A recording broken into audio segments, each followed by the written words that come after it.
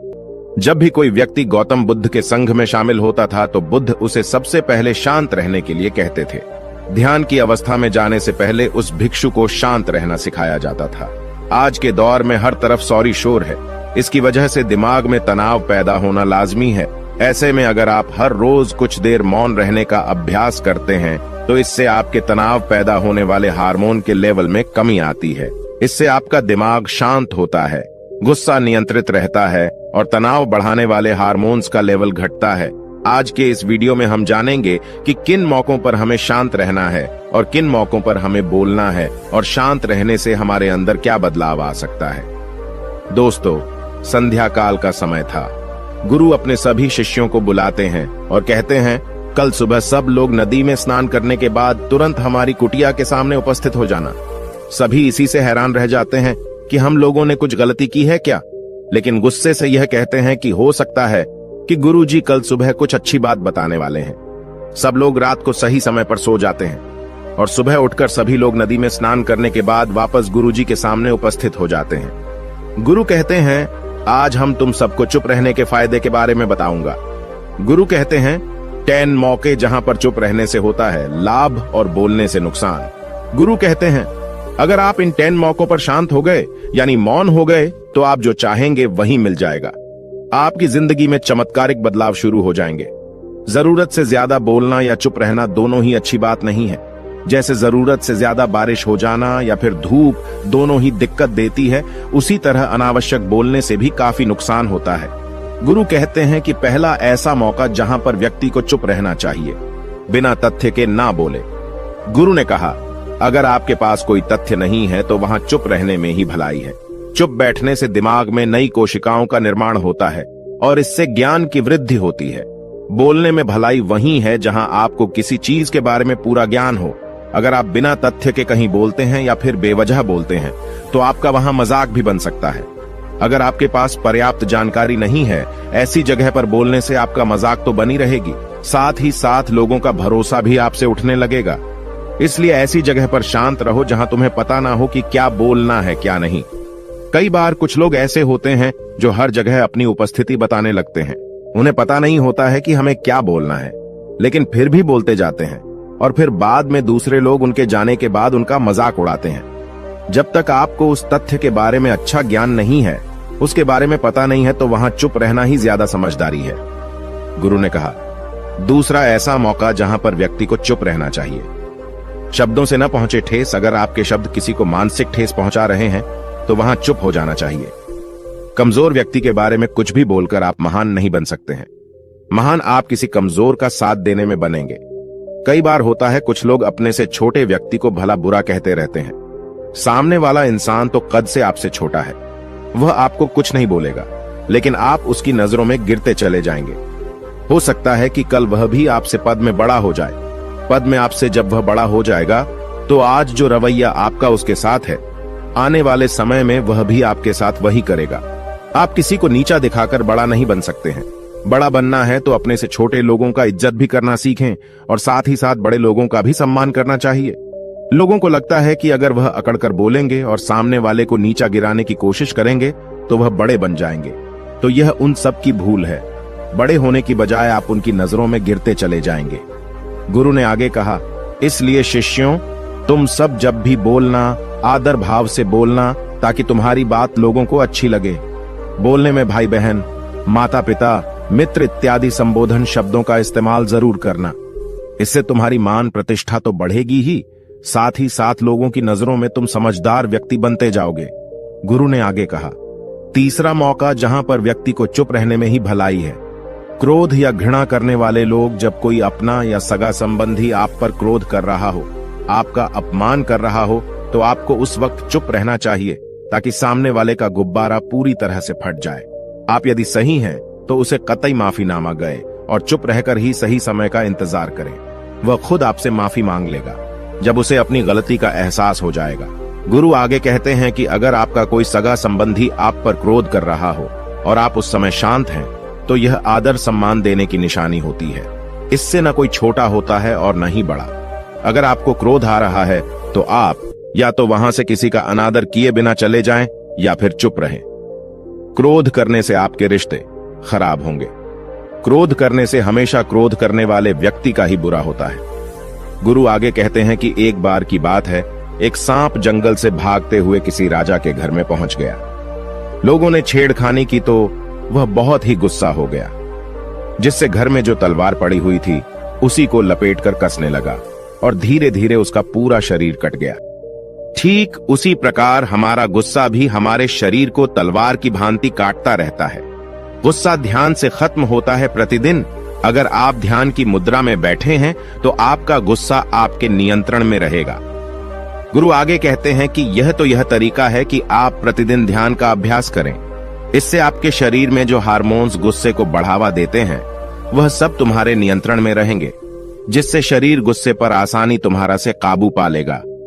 लेकिन एक तरीका यह भी है कि जब भी आपको गुस्सा आए तो आप यह समझने का प्रयास करो कि क्या मेरा गुस्सा जायज है या नहीं। हमें वहां पर बोलना चाहिए कि नहीं। जब आप खुद इस बात का आकलन लगा पाएंगे तो आपको खुद पता चल जाएगा कि हमें गुस्सा करना चाहिए या नहीं। फिर भी आपको गुस्सा आ रहा है तो आप वहां से हटने का प्रयास करें, वहां से दूर चले जाएं। धीरे धीरे समय के साथ आपका दिमाग शांत हो जाएगा। गुरु ने कहा, चौथा ऐसा मौका जहां पर इंसान को बहुत ही समझदारी के साथ काम लेना चाहिए, वहां पर आपको चुप रहना ही चाहिए, जहां पर उस मुद्दे से आपका कोई संबंध ना हो। अगर आपका किसी मुद्दे से कोई संबंध ना हो तो वहां आपका चुप रहना बनता है। बिना किसी वजह अगर आप दूसरे के मुद्दे पर बोलेंगे तो यह आपके लिए अनिष्टकारी होगा। इसमें केवल और केवल आपका ही नुकसान है। जल्द ही आप किसी दो लोगों के बीच हो रहे विवाद में जल्दी अपनी टांग न डालें। अगर सामने वाला आपको बुला रहा है अपना झगड़ा शांत करवाने के लिए तो ही आप वहां पर जाएं। किसी की व्यक्तिगत जिंदगी में दखल अंदाजी नहीं देनी चाहिए जब तक कि वह व्यक्ति आपको नहीं बुलाता है। अपने झगड़े को शांत करवाने के लिए कुछ लोग फालतू में दूसरे के विवाद में कूद पड़ते हैं। इससे उनके मान सम्मान मर्यादा पर लोग उंगली उठाने लगते हैं। गुरु कहते हैं कि 10 मौकों में 5वां ऐसा मौका जहां पर व्यक्ति को बहुत ही समझदारी के साथ चुप रहना चाहिए। आपके शब्दों से किसी मित्र को हानि न पहुंचे। अगर आपके शब्द सामने वाले के परिवार या मित्रों की प्रतिष्ठा के बारे में बुरी झलक दिखा रहे हैं तो आपको चुप रहना चाहिए। किसी के परिवार या फिर मित्र के बारे में बुरा बोलने से केवल आप ही बुरे बनेंगे। जो चीज आसानी से खत्म की जा सकती है उसे अपने शब्दों से बड़ा न करें। बिना चिल्लाए बात करने का प्रयास करते रहना चाहिए। अगर आप बिना चिल्लाए कोई बात नहीं कह सकते तो आपका चुप रहने में ही भलाई है। किसी पर चिल्लाने से आपके व्यवहार के बारे में पता चलता है। ज्यादा बोलने से चीजें हमेशा खराब ही होती हैं। कई बार कुछ रिश्ते ज्यादा तेज बोलने की वजह से टूट जाते हैं। इसलिए अपनी आवाज में मीठापन लाएं। आपके शब्दों से आपके दोस्त को हानि नहीं पहुंचनी चाहिए। कभी कभी दोस्तों के जब हम मजाक हैं तो रहे कि आपके शब्दों से किसी का अनादर ना हो। मजाक को भी हमेशा शब्दों के मायने में ही रखें। जहां किसी को शब्दों से चोट लगे वहां चुप हो जाएं। ज्यादा बोलने से हमेशा नुकसान ही होता है। किसी और की प्रतिष्ठा को अपने शब्दों के माध्यम से उसे हानि नहीं पहुंचानी चाहिए। यदि आपके शब्दों से किसी और की प्रतिष्ठा को ठेस पहुंच रही है तो वहां आपको चुप हो जाना चाहिए। जब कोई व्यक्ति आपके सामने नहीं है तो आप उस व्यक्ति के बारे में बुरे शब्द किसी तीसरे व्यक्ति के सामने न बोलें। गुरु कहते हैं, छठा मौका जहां पर व्यक्ति को चुप रहना चाहिए, जब कोई कर रहा हो किसी की बुराई। जब कोई आदमी आपके सामने किसी तीसरे आदमी की बुराई कर रहा हो तब तुम्हें चुप रहकर बस सुनना चाहिए। अपनी राय व्यक्त नहीं करना चाहिए, क्योंकि जो आज आपके सामने किसी तीसरे की बुराई कर रहा है वह कल किसी और के सामने आपकी बुराई भी कर सकता है। यदि आपने कुछ कहा है तो नीति शास्त्र के अनुसार जो अपने मुंह को बंद रखता है और बुद्धि से काम करता है वही इंसान समझदार होता है। बिना जरूरत के बोलना, किसी के बारे में किसी के बीच में बोलना यह गलत बात है। कभी कभी हमारे लिए बुद्धिमानी इसी में होती है कि हमें अपना मुंह ऐसी जगह पर नहीं खोलना चाहिए। गुरु आगे कहते हैं कि 10 मौकों में 7वां ऐसा मौका जहां पर व्यक्ति को चुप रहना चाहिए, जब कोई नहीं समझे आपकी भावना। यदि आपको लग रहा है कि कोई व्यक्ति आपकी भावना, दुख या परेशानी को शब्दों में नहीं समझ रहा है, यदि आपको लग रहा है कि सामने वाला व्यक्ति आपकी भावना या दुख को या आपकी जो परेशानी है उसको वह समझ नहीं पा रहा है या समझने का प्रयास ही नहीं कर रहा है या वह आपको ध्यान से सुन ही नहीं पा रहा है, तो ऐसे व्यक्ति के सामने आप चुप ही रहें। क्योंकि ऐसे लोगों को आपकी भावना या दुख से कोई मतलब नहीं होता है। ऐसे लोगों को अपना राज बताकर आप पछताएंगे ही बाद में।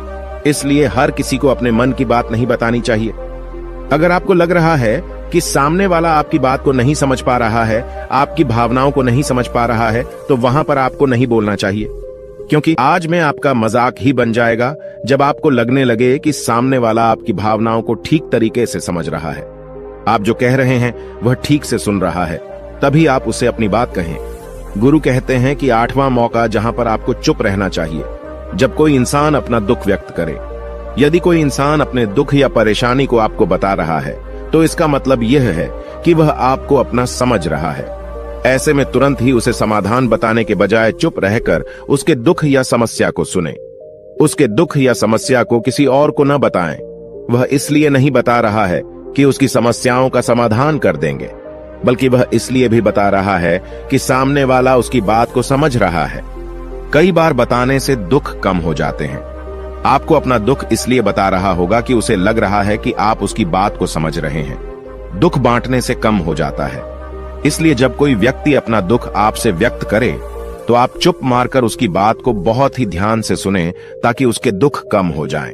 उसके मन का बोझ हल्का हो जाए, क्योंकि उसके मन में जो भी बातें थीं वह आपको सब बता दिया। गुरु आगे कहते हैं कि 10 जगहों में 9 ही ऐसी जगह जहां पर आपको चुप रहना चाहिए। जहां पर दुष्ट प्रकृति के लोग रह रहे हों और गाली गलौज कर रहे हों, तो आप वहां पर मत जाइए।